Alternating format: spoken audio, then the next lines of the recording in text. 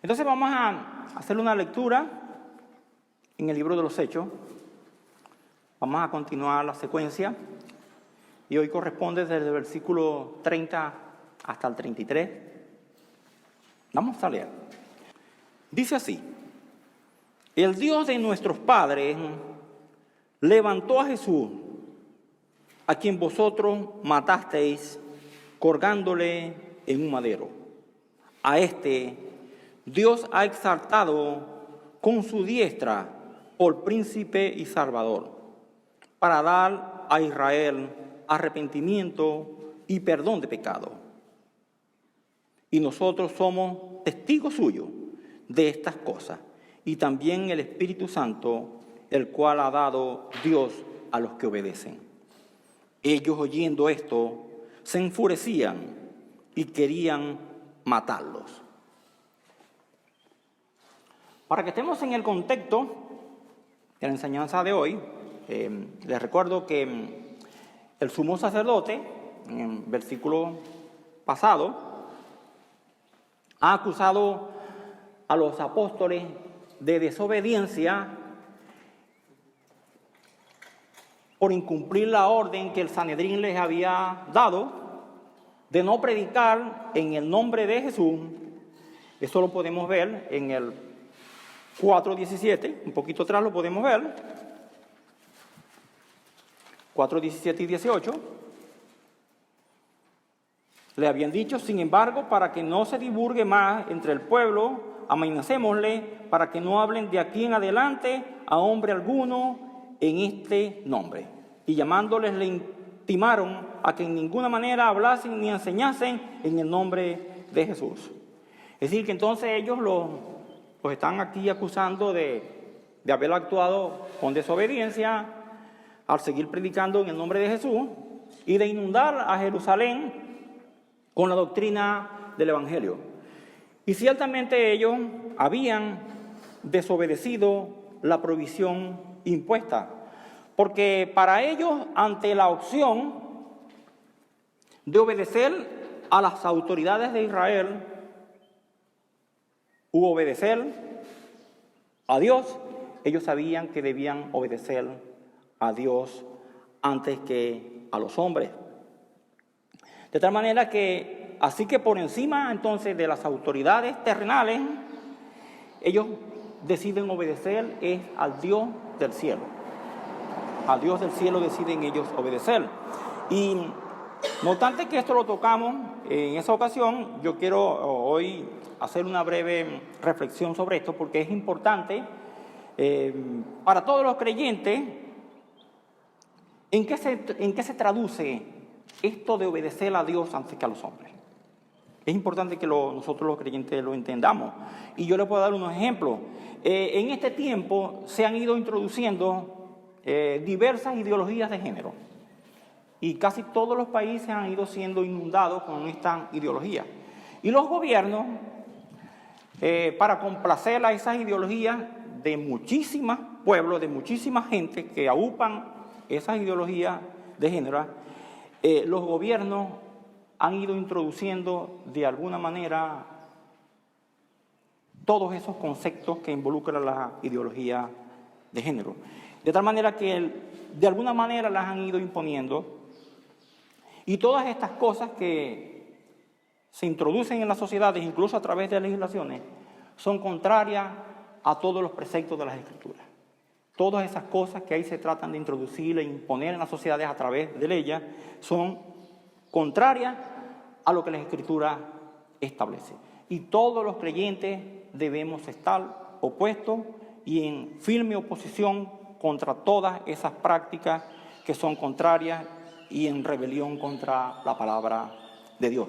Pero así como eso, también alrededor nuestro existe amigos de uno, gente que nos rodea, que en general quieren inducirnos a que nosotros actuemos conforme a lo que ellos piensan, no obstante que las costumbres y las cosas que mucha gente que nos rodea nos quieren inculcar son contrarias a lo que la Escritura establece.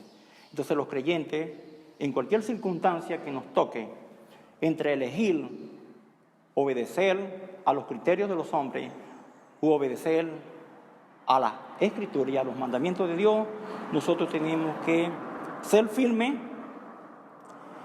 en obedecer al Señor.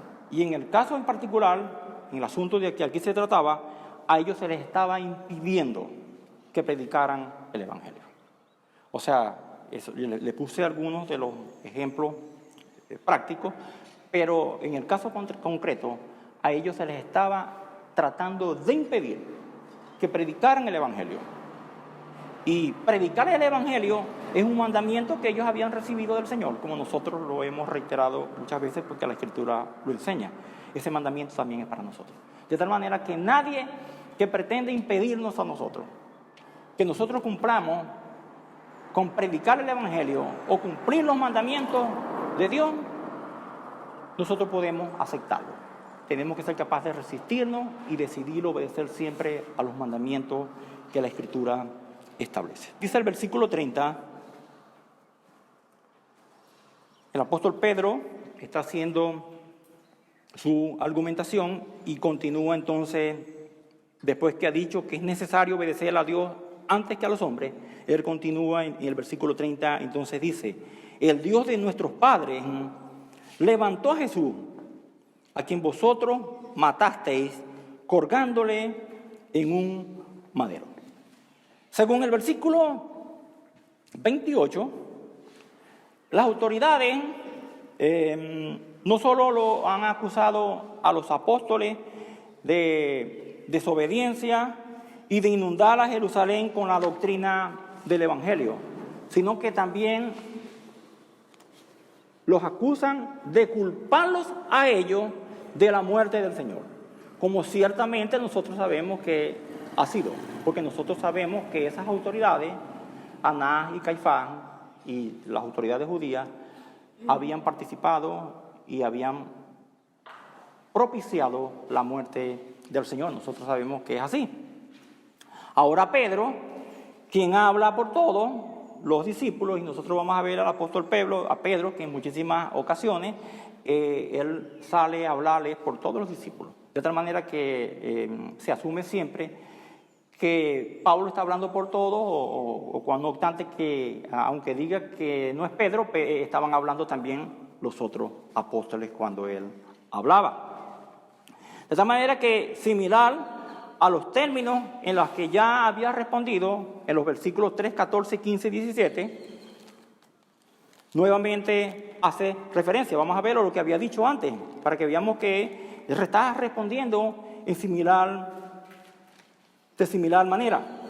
Les había dicho antes: mas vosotros negasteis al santo y al justo, y pedisteis que se os diese un homicida, y matasteis al autor de la vida, a quien Dios ha resucitado de los muertos, de lo cual nosotros somos testigos. Les había dicho esto en el 17 también dice: mas ahora, hermano, sé que por ignorancia lo habéis hecho, como también vuestro gobernante. Y es que parece ser que los judíos, bien que lo hubieran olvidado, o bien que se estuvieran haciendo los desentendidos, el apóstol Pedro entonces les recuerda a los miembros de la corte que ellos eran responsables de la muerte de Jesús, y que ese Jesús ellos lo habían colgado en un madero, dice ese pasaje. Y cuando Pedro habla de madero, por supuesto que él se está haciendo referencia a la crucifixión del Señor. Está haciendo referencia a la crucifixión del Señor, pero él también, cuando utiliza el término madero, él está haciendo una clara alusión a lo que dice Deuteronomio 21, 23. Vamos a leerlo. Ese pasaje de Deuteronomio 21, 23 dice así: no dejaréis que su cuerpo pase la noche sobre el madero, sin falta lo enterrarás el mismo día, porque maldito por Dios es el colgado. y no contaminará tu tierra que Jehová tu Dios te da por heredad. Es decir, que al que colocaban en una cruz era considerado maldito por Dios. El que era puesto en un madero era visto de esa manera, era considerado maldito por Dios, porque había sido desobediente y porque era infractor de la ley. Y eso de colgar a las personas en un madero era una práctica de los romanos que se la aplicaban a los delincuentes. Esa era la práctica que tenían entonces los romanos para los que eran criminales. Y los judíos, ellos eran conocedores de que eso era un mandamiento y que era de esa manera.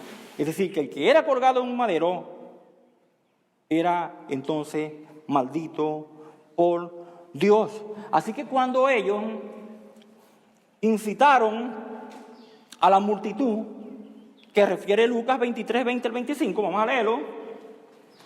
Miren lo que pasó. Les habló otra vez Pilato queriendo soltar a Jesús. Pero ellos volvieron a dar voces diciendo: crucifícale, crucifícale. Él les dijo por tercera vez: pues qué mal ha hecho este. Ningún delito digno de muerte he hallado en él. Le castigaré pues y le soltaré. Mas ellos instaban a grandes voces pidiendo que fuese crucificado, y las voces de ellos y de los principales sacerdotes prevalecieron.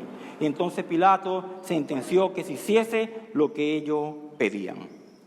Y le soltó a aquel que había sido echado en la cárcel por sedición y homicidio, a quien había pedido, y entregó a Jesús a voluntad de ellos. Es decir, que ellos sabían que era así y que ese era un precepto que estaba entonces en el Antiguo Testamento. De tal manera que cuando ellos están pidiendo que Jesucristo fuera crucificado, ellos querían que Dios lo maldijera. Así que cuando ellos pidieron que el Señor fuera crucificado, ellos querían que la maldición de Dios recayera sobre Jesús. Porque según ese mandamiento divino, es maldito todo el que es colgado en un madero. Es decir, que ellos sabían que ese era el mandamiento divino. De tal manera que todo el que era colgado en un madero era maldito por Dios. Entonces que cuando ellos hicieron eso, ellos estaban tratando de usar a Dios para sus propósitos malvados. De que el Señor fuera maldecido por Dios. Estaban usando a Dios para sus propósitos malvados y negando a Jesús todo vestigio de gracia y de favor hacia el Señor. Entonces, ellos consideraban que la maldición de Dios debía recaer sobre él por haber muerto en la cruz. Eso era lo que ellos querían, que la maldición de Dios recayera sobre Jesús por haber muerto en una cruz. De tal manera que por esa maldición, entonces el Señor no debía ser recibido en el cielo. Porque si era maldito por Dios, mal podía entonces ser recibido en el cielo. Sin embargo, Pedro dice en este pasaje que Dios lo levantó. Que Dios le levantó, Dios lo resucitó, Dios lo levantó de los muertos. Y aquí nos ayuda esto a que hagamos una reflexión sobre lo que dice Génesis 20, 50-20. Ellos trataron de usar a Dios para mal. Dice aquí: vosotros pensasteis mal contra mí, mas Dios lo encaminó a bien para hacer lo que vemos hoy, para mantener en vida a muchos pueblos. O sea, que cuando el Señor es llevado a la cruz y los judíos estaban maquinando que Dios lo maldijera en la cruz para que no pudiera ser recibido en el cielo, más bien Dios entonces lo levantó entre los muertos. Entonces lo que parecía ser una victoria para Satanás no era sino su aplastante derrota y la victoria del Señor sobre la muerte y sobre el pecado. Yo quiero que leamos Gálatas 3:13. Dice Gálatas 3:13, dice que Cristo nos redimió de la maldición de la ley, hecho por nosotros maldición, porque está escrito: maldito todo el que es colgado en un madero. Es decir que con la muerte, con su muerte y con su maldición, Jesucristo, como dice ese pasaje, se hizo maldito en nuestro lugar para redimirnos a nosotros de esa maldición que recaía sobre nosotros. Es decir, que Jesucristo, Él, en la cruz, Él se hace maldito para redimirnos a nosotros de la maldición que recaía sobre cada uno de nosotros. Y cuando hablamos de redimir, es un término que se utilizaba cuando se pagaba el precio por un esclavo. Es decir, que Jesucristo a nosotros, con su sacrificio en la cruz, nos redimió a nosotros de la maldición que recaía sobre nosotros. Nosotros, por nuestro pecado, éramos infractores y llevábamos entonces con nosotros la maldición. Éramos malditos por violar la ley de Dios. Esa era la condición de cada uno de nosotros. Y es la condición, por supuesto, que aún recae sobre todos los perdidos y sobre todos los que no han tenido el privilegio de haber sido redimidos por el sacrificio de Jesucristo, porque ellos no han creído en el Evangelio. Pero los que hemos creído en el Evangelio y hemos creído en el Señor como Salvador, que nos hemos arrepentido de nuestros pecados, ya esa maldición no está para nosotros, porque nosotros éramos también violadores de la ley de Dios. Vamos a leer Deuteronomio 27:26. Maldito el que no confirmare las palabras de esta ley para hacerlas, y dirá todo el pueblo amén. Es decir, nosotros todos éramos infractores de la ley. Cuando nosotros leemos Deuteronomio, vamos a ver en todos los casos en lo que se considera que alguien es maldito. Pero eso no es sino una forma general en que se presenta el pecado y las cosas malas que hacemos, pero nosotros éramos infractores de la ley perfecta de Dios.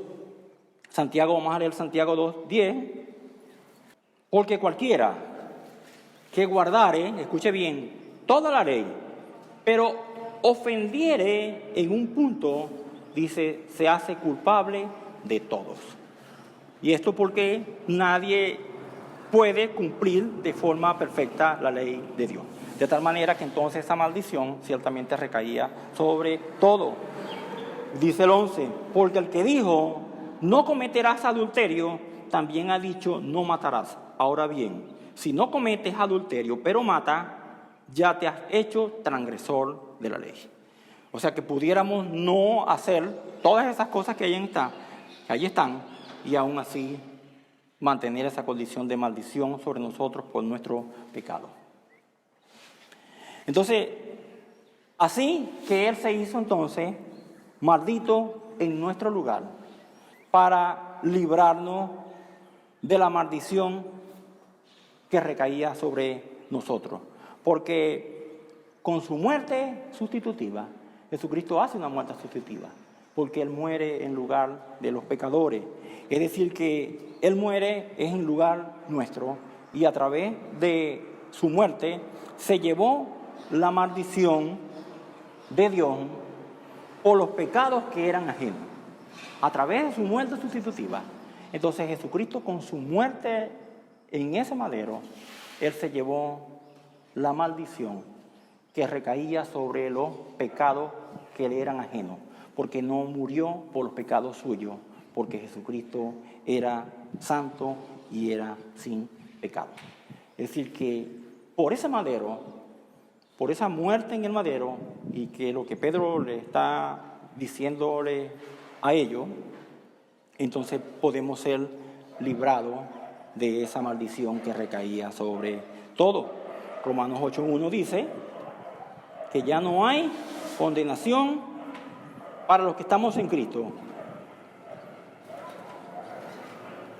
Dice que ahora pues ninguna condenación hay para los que están en Cristo Jesús, los que no andan conforme a la carne, sino conforme al Espíritu.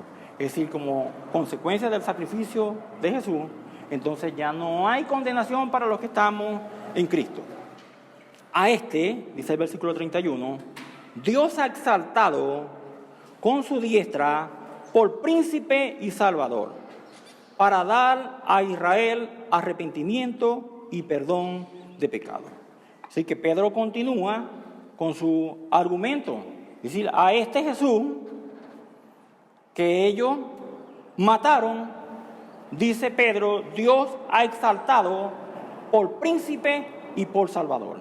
Es decir, que si bien los judíos habían infligido la peor degradación a Jesús, colgándolo en un madero como si fuera un criminal, poniéndolo en la peor condición de degradación, a ese Dios, a ese que ellos habían puesto en un madero, para vergüenza y para maldición, Dios a él le había conferido la honra y el honor más excelso que podía haber, porque Dios lo resucitó. Porque Dios lo resucitó y trasladó su cuerpo de esta tierra a un lugar de gloria que merecía Jesús al lado suyo, es decir, al lado del Padre, a su diestra. Es decir, que entonces Pedro, tal es la obra, antes de continuar, tal es la obra magnífica, perfecta, justa del Señor, que Dios lo resucita y lo exalta. O sea, eso no podía hacerlo nadie. Y Jesucristo demuestra su justicia perfecta delante de Dios, por lo cual Dios lo levanta de los muertos y lo asciende a su lugar de gloria. O sea, esos son los méritos de Jesús. O sea, que por los méritos de Jesús es que nosotros podemos tener también la resurrección, la vida eterna y poder ser libre del pecado. Porque a través de esa justicia perfecta por la cual Jesucristo es llevado al cielo y glorificado, por esa justicia perfecta de Dios es que nosotros podemos también recibir la redención y ser librados también del pecado y de la muerte, y por lo cual nosotros también podemos tener la confianza de la resurrección. Es decir, que entonces Pedro está diciendo que tal exaltación por parte de Dios hace del Jesús resucitado igual con Dios. Pedro le está diciendo eso, que Dios está haciendo del Jesús resucitado igual con Dios. Vamos a leer lo que dice Juan 5:18, Evangelio de Juan. Cuando Jesús se presentaba delante de los judíos, ellos llegaron a rechazar a Jesús porque Jesús se presentaba como Dios mismo. Dice así: por esto los judíos aún más procuraban matarle, porque no solo quebrantaba el día de reposo, sino que también decía que Dios era su propio Padre, haciéndose igual a Dios. Juan 10:33. Los judíos les respondieron los judíos, diciendo: por buena obra no te apedreamos, sino por la blasfemia, porque tú siendo hombre te haces Dios. Es decir, que lo que Pedro está haciendo así, aquí, y le está diciendo, es como si Pedro les dijera a ellos claramente, como si le dijera a las autoridades judías, que ellos habían cometido un crimen contra el mismo Dios Todopoderoso. Cuando Pedro le dice esto, es lo que le está diciendo. Ellos habían cometido un crimen contra Dios mismo, que ellos han cometido en todo sentido. Habían matado, por supuesto, al santo y habían matado al mismo Dios. En un sentido, aquí Pedro está repitiendo lo que ya le había dicho en el discurso que hace en el día de Pentecostés, que está en Hechos 2, 34 al 36. Porque David no subió a los cielos, pero él mismo dice: dijo el Señor a mi Señor, siéntate a mi diestra, hasta que ponga a tus enemigos por estrado de tus pies. Sepa pues, si altísimamente toda la casa de Israel, que a este Jesús, a quien vosotros crucificaste, Dios le ha hecho Señor y Cristo. Entonces, en ese discurso, él está diciendo que ellos mataron al Mesías y que Dios le había dado un lugar junto a él de gloria celestial. Pedro dice también en ese versículo que Dios lo puso a su diestra como príncipe y como salvador.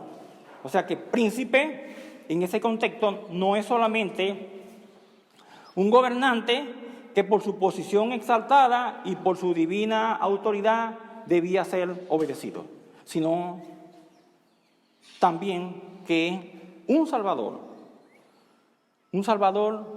por quien los hombres debían ser salvados. Eso le está diciendo Pedro.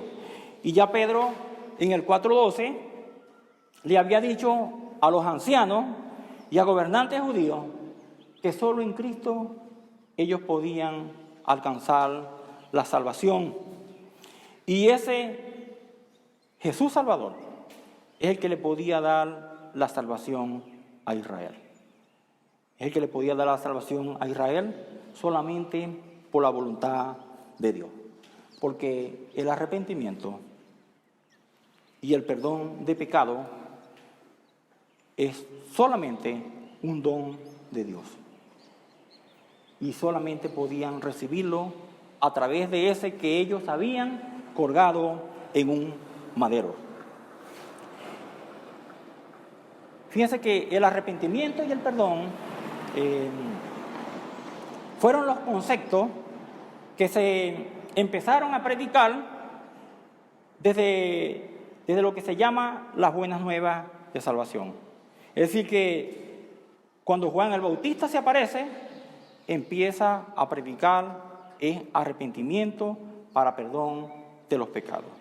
Y cuando Jesús empieza también su ministerio, también empieza a predicar arrepentimiento para perdón de los pecados. Hasta el día de hoy es así. Por eso es que no existe otro evangelio, sino el que está cimentado sobre el arrepentimiento y el perdón de los pecados por la fe en el Señor. No existe más evangelios diferentes a ese. Y ese es el núcleo del evangelio. Marcos 1:4, bautizaba a Juan en el desierto y predicaba el bautismo de arrepentimiento para perdón de pecado. Es decir, que desde que Juan el Bautista empezó a hacer su ministerio, empezó a predicar bautismo para arrepentimiento, de arrepentimiento para perdón de pecado. Vamos a leer Mateo 4:17. Desde entonces comenzó Jesús a predicar y a decir: arrepentíos, porque el reino de los cielos se ha acercado. Es decir, que entonces Pedro les revela a las autoridades judías, a través de ese sermón que les está dando, a través de su argumento, que solo a través de Jesús Dios había provisto la salvación para Israel. Solamente a través de Jesucristo. Es decir, que al que ellos habían matado en un madero, era el mismo Dios y Salvador. Así que la salvación para los hombres no es por obra que nosotros pudiéramos hacer, por nada que hiciéramos, ni por creer en otra cosa, ni por creer en más nada, sino por el arrepentimiento, y la fe en Jesucristo. De ahí viene el perdón de los pecados. O sea que nadie puede librarse entonces de la maldición, ni puede llegar a alcanzar el perdón de los pecados a través de, como muchos piensan, haciendo obras. Que si yo hago determinadas obras de caridad, o si yo me porto bien en determinada cosa, con eso Dios puede perdonar los pecados que llevo a cuesta. Es inútil. Todas las personas necesitan ese arrepentimiento para que los pecados les puedan ser perdonados. No basta que yo vaya a la iglesia, no basta que ponga una cara de yo no fui, que tenga una apariencia de bondad. O sea, todas esas cosas son inútiles. O sea, todas las personas necesitan arrepentirse del pecado y creer en el Evangelio para que los pecados le puedan ser perdonados. Y entonces la maldición que recae sobre ellos le pueda ser librada.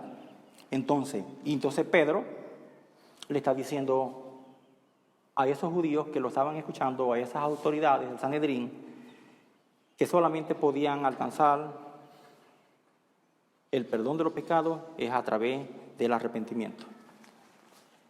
Versículo 32. Y agrega, y nosotros somos testigos suyos de estas cosas, y también el Espíritu Santo, el cual ha dado Dios a los que le obedecen. Como golpe final, los apóstoles le dicen a ellos que eran testigos de todas estas cosas y también el Espíritu Santo. Es decir, la proclamación del mensaje de los apóstoles es el resultado de que ellos habían sido testigos presenciales de la vida, de la muerte y de la resurrección de Jesucristo. Porque ellos habían estado con el Señor, ellos habían sido testigos presenciales de todas esas cosas. Así que ellos eran testigos de ese mensaje que ahora ellos proclamaban. Ellos eran sus testigos, porque lo habían vivido y habían andado con el Señor.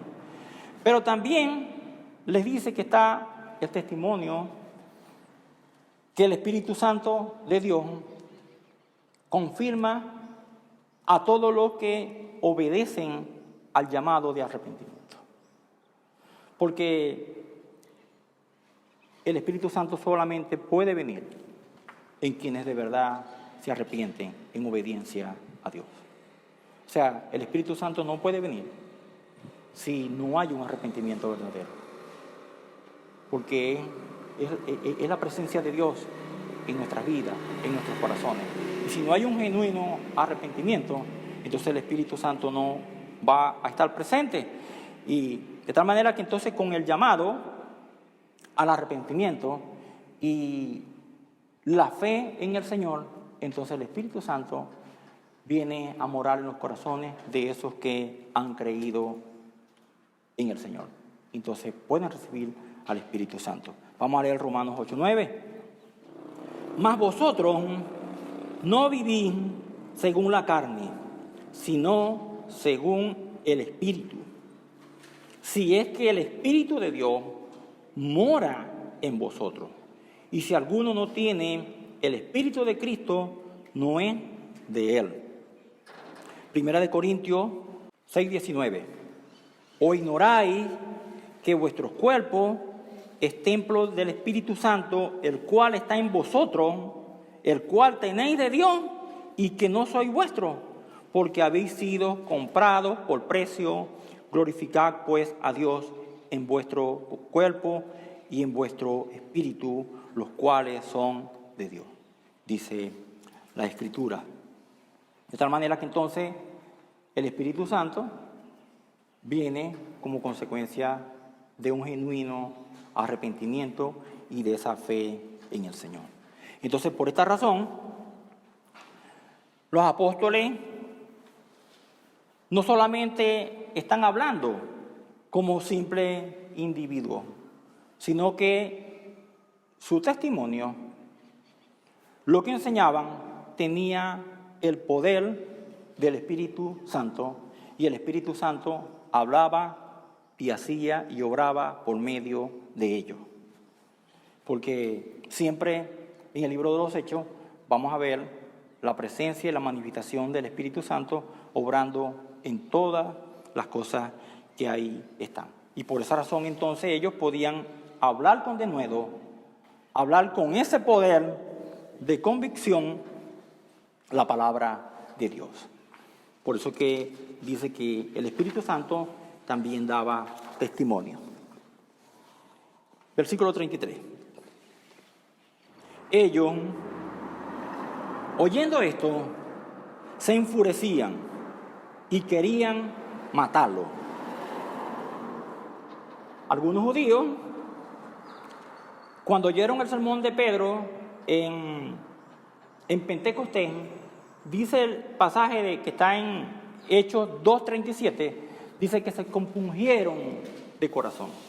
O sea que cuando ellos escucharon toda esa disertación de Pedro, vamos a leerlo, Pedro ha dado su sermón y dice que al oír esto se compungieron de corazón y dijeron a Pedro y a los otros apóstoles: varones hermanos, ¿qué haremos? Es decir, que cuando dice que se compungieron, ellos se llenaron de tristeza. Su corazón se puso chiquitico al ver lo que ellos habían hecho. ¿Sí? Pero eso no pasa con todo.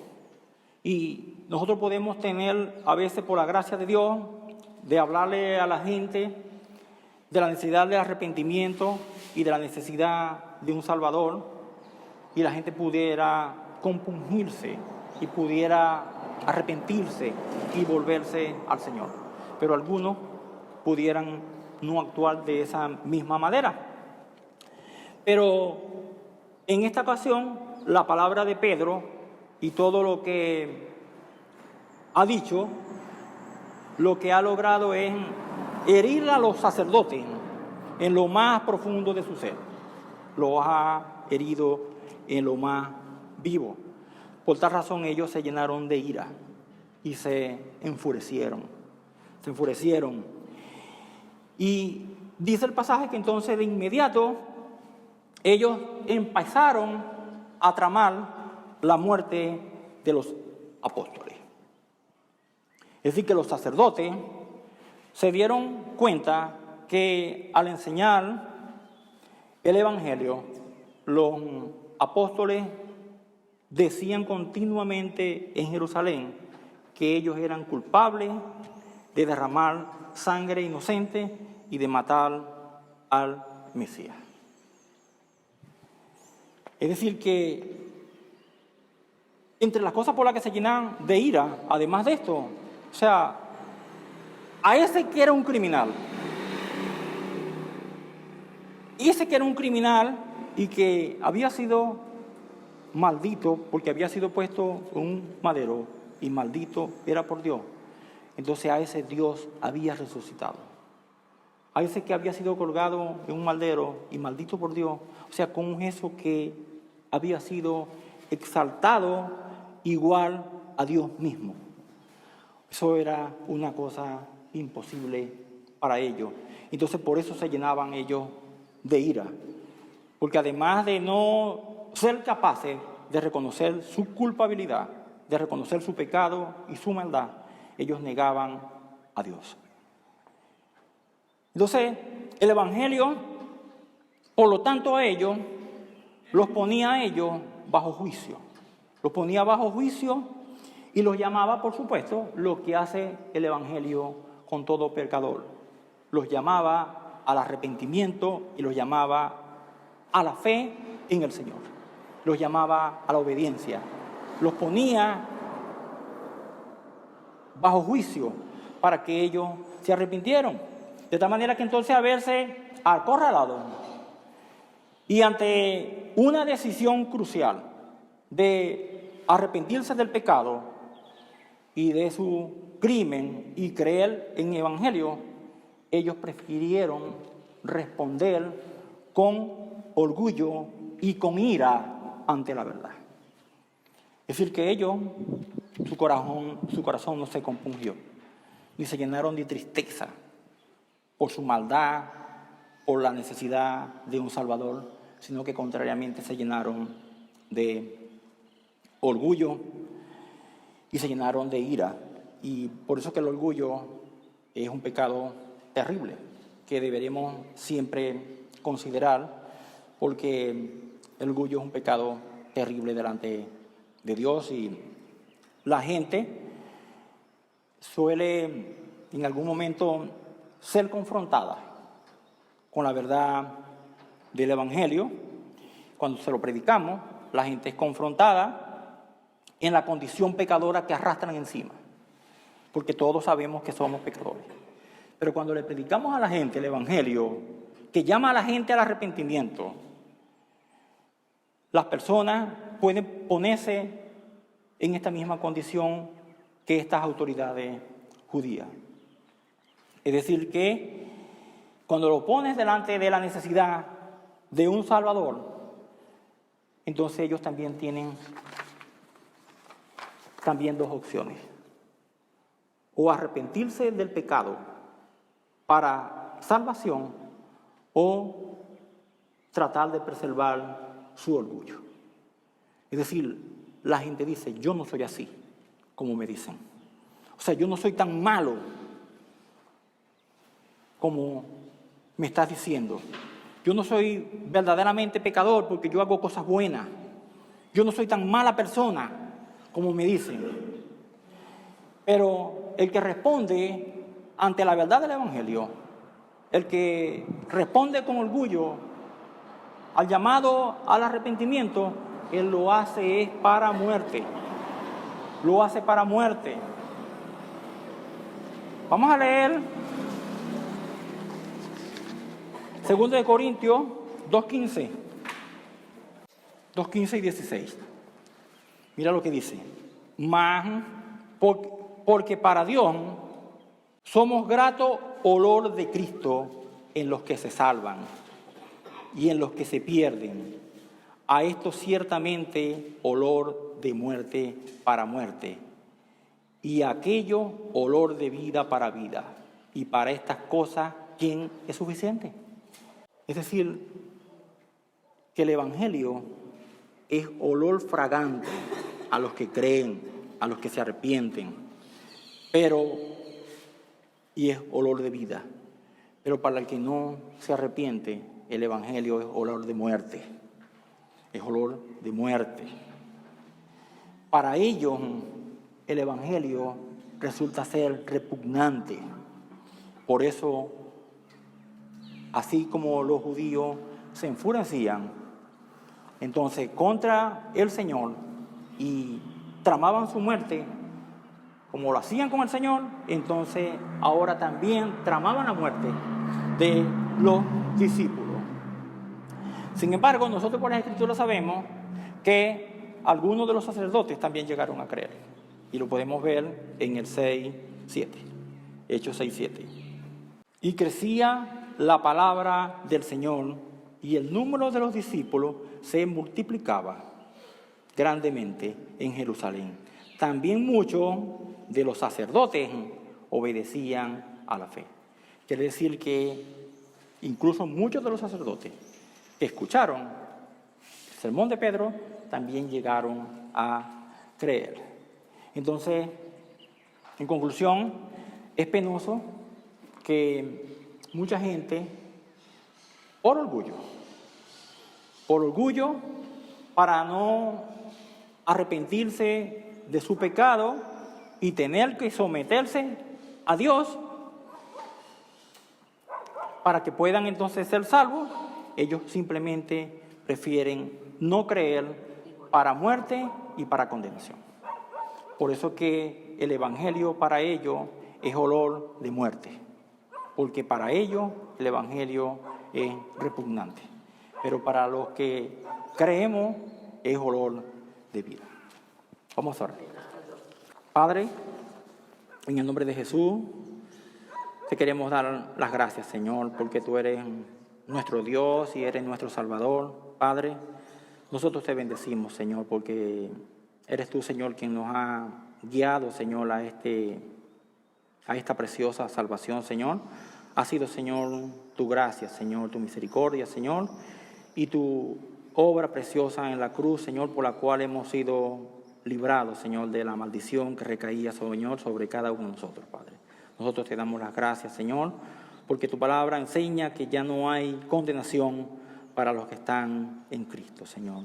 Nosotros te damos las gracias a ti, Señor, y te bendecimos, Señor. Nosotros te pedimos, Señor, que tengas misericordia, Dios, de tanta gente, Señor, a nuestro alrededor, que están llenos de orgullo, Señor, que para que puedas poner en sus corazones, Señor, el arrepentimiento, Señor, que ellos necesitan, Señor, para vida y para salvación, Señor. Te lo pedimos, Padre, en el nombre de Jesús.